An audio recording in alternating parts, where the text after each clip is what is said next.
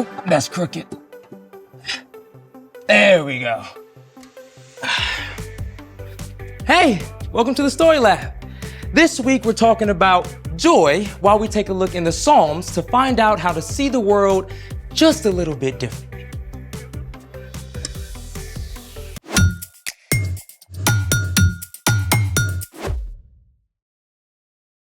Hey, I'm Carter. And I'm Zeke. We're talking about joy, which is choosing to celebrate what God is doing.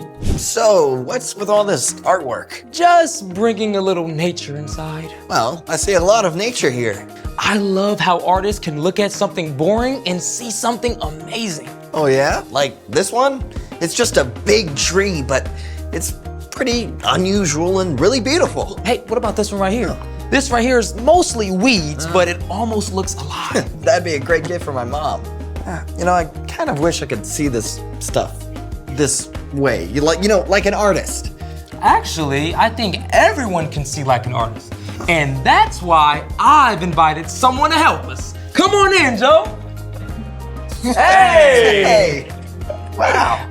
Guys, got a gallery going on in here. Hey, we're so glad you can join us today. Oh, it's so good to be here. You know, I love to help people discover their artistic sides. That's right. You're going to help us create our own paintings today. Oh, wait.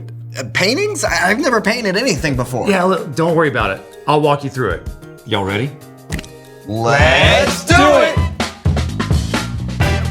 I like to call this the Painted Sunset Tree Challenge. Very specific. Okay. Now, you're first gonna grab your big brush out of the water jar.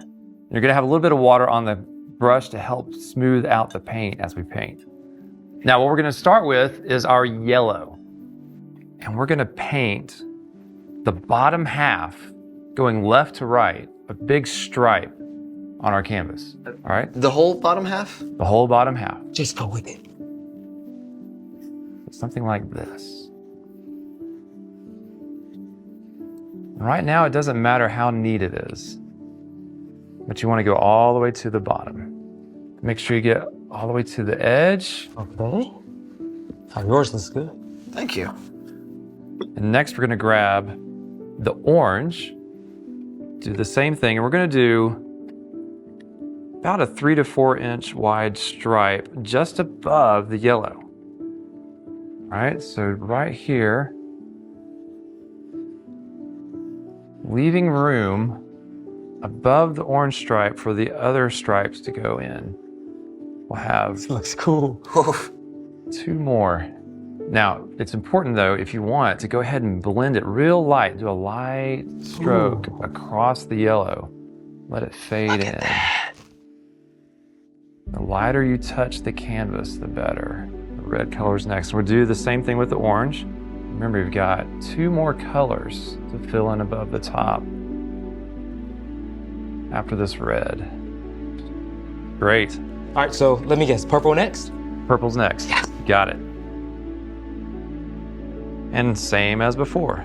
Do about the same size stripe above the red. All the way across. Leaving room for the blue to go above that. Looking great.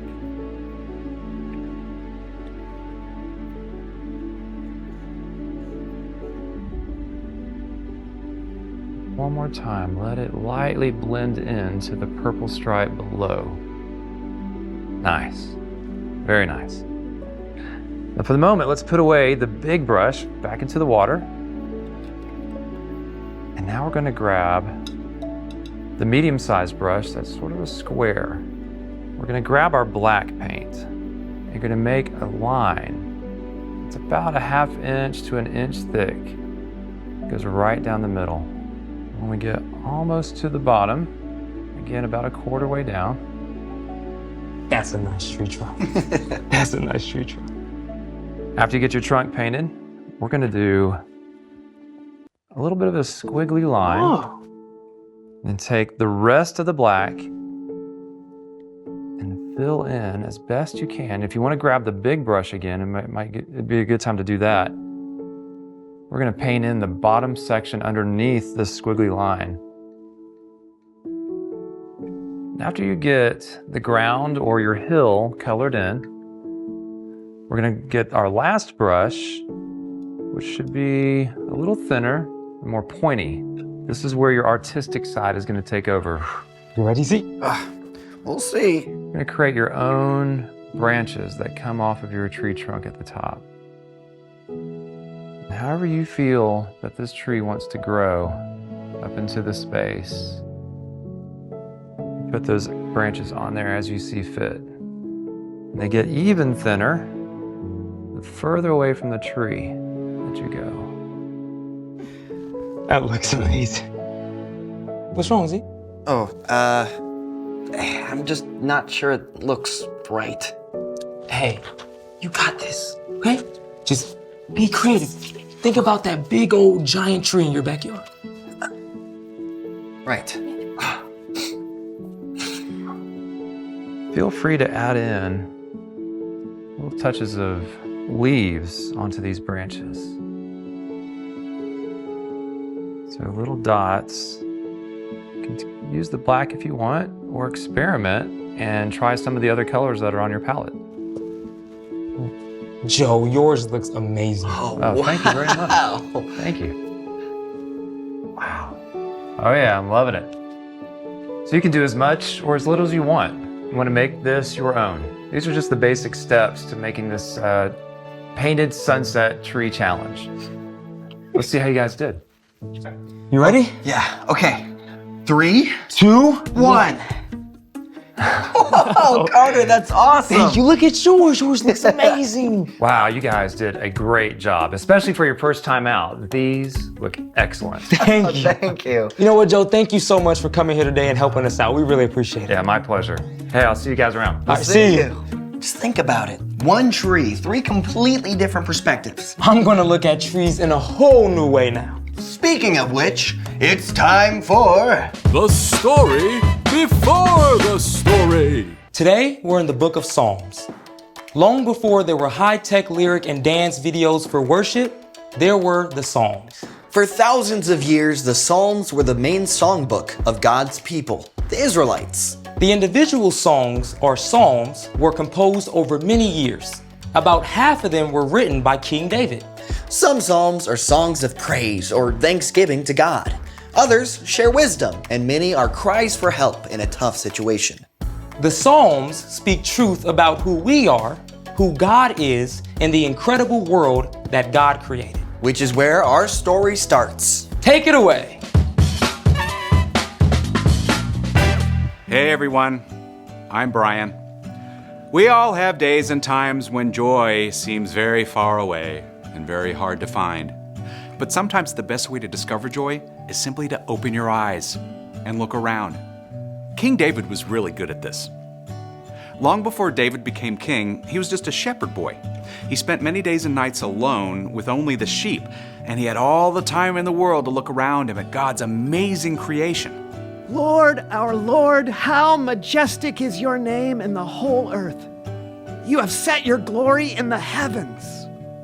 David was overwhelmed by the beauty of what God had created, from the tiniest beetle on a blade of grass to vast galaxies spanning the night sky. I think about the heavens. I think about what your fingers have created. I think about the moon and stars that you have set in place. David poured out his heart about these incredible things in songs called Psalms, and today we're taking a look at 3 of them: Psalms 8, 16, and 19. The heavens tell about the glory of God. The skies show that his hands created them. Day after day, they speak about it. Night after night, they make it known. God has set up a tent in the heavens for the sun. The sun is like a great runner who takes delight in running a race. David learned to find joy in all of God's creation around him, and you can do that too. Even if you live in a city instead of the wilderness. Maybe you've seen a flower growing out of a crack in the sidewalk, or smiled when you spotted a curious bird pecking at crumbs. One of the best ways to find joy around you is to just use your senses. They're an amazing gift from God. Maybe not every one of your 5 senses works great, but that doesn't have to stop you from finding joy. Let's start with the easy one. Sight. If you're feeling bored or sad or frustrated, Step outside or look out the window. You might see blue sky that seems to go on forever. Giant puffy clouds, a million green leaves, plucky dandelions poking through cracked pavement, funky looking stones or gravel glittering with fool's gold. There's no end to the beautiful and fascinating things God made for us to enjoy. Now let's move on from eyes to ears. You can find joy in what you hear too.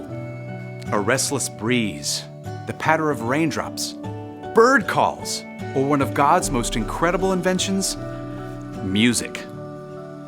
You can also find joy in what you smell. Though, let's be real, smells are not always delightful. No, I'm talking about those awesome scents that can change your mood in a heartbeat.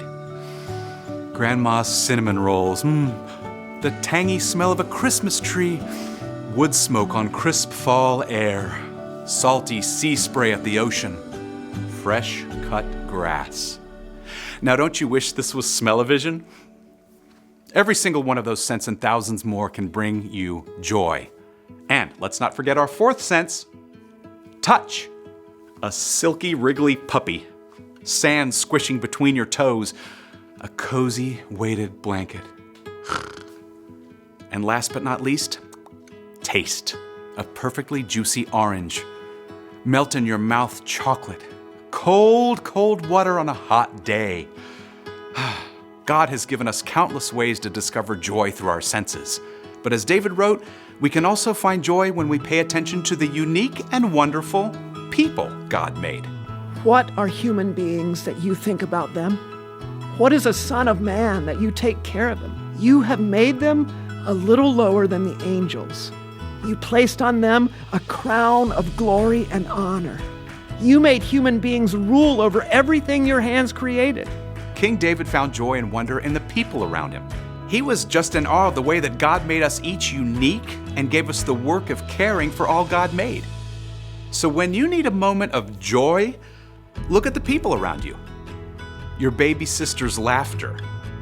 How the library lady smiles when she hands over your books. The way your teacher makes big gestures when he gets excited to help you learn something new. Like David, we can practice paying attention to the world around us, to all the amazing things and people that God created. And when we do that, we start to see that even though life isn't always easy, God is still at work. I keep my eyes always on the Lord. So my heart is glad. Joy is on my tongue. You always show me the path of life. You will fill me with joy when I am with you. When you look around and use your senses to explore everything God created, you'll discover there's always joy to be found.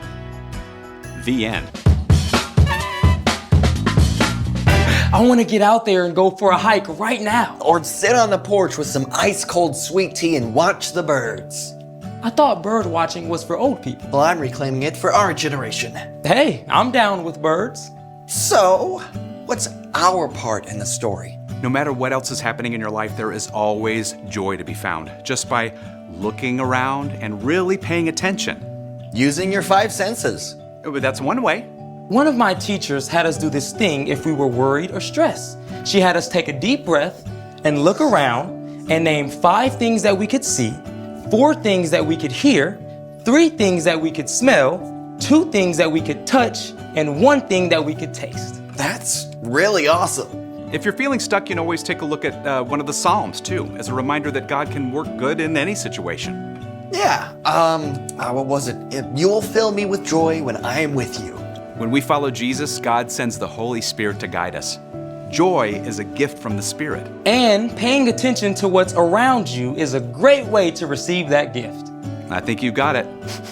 Is that chocolate chip cookies? See you next time. So, here's the thing.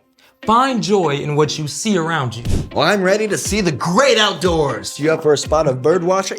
You know, I think I am.